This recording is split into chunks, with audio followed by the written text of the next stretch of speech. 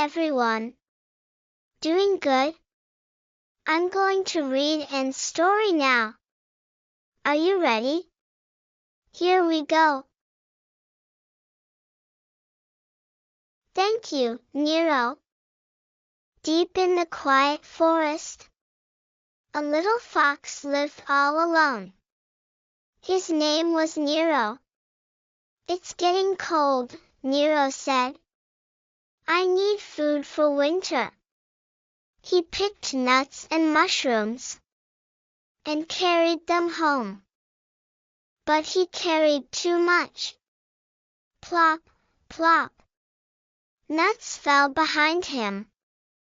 Nero didn't see them. A tiny squirrel followed him. She picked up every nut. Her little arms got full. At home, Nero finally saw her. Oh! What's wrong? I'm all alone. Can I stay with you? That's so sad, Nero said. I'm alone too. You can stay here. Thank you for helping me. Nero's home was a small, warm hole. But with two animals, it felt a little tight. I'll get more food, Nero said. He walked into the forest and found a tiny mouse with a hurt leg. What happened? I can't walk. I lost my family. I'm scared. Come with me, Nero said softly. He put down his nuts and carried the mouse home. This is true, Nero said.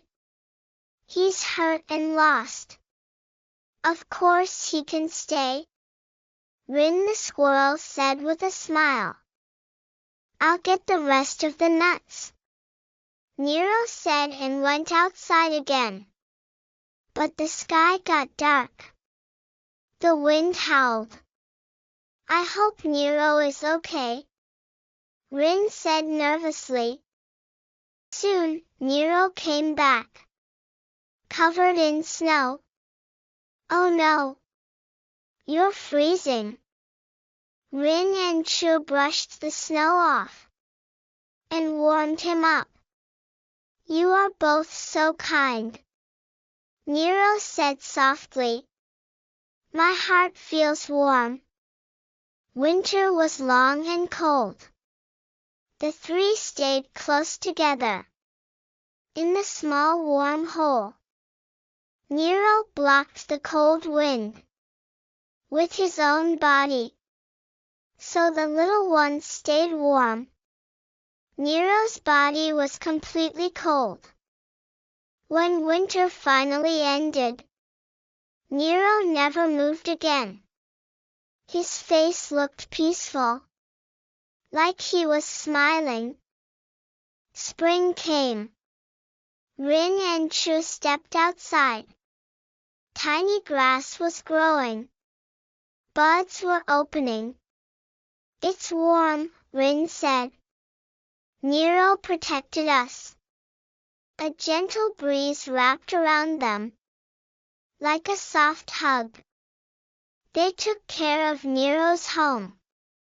They remembered his kindness.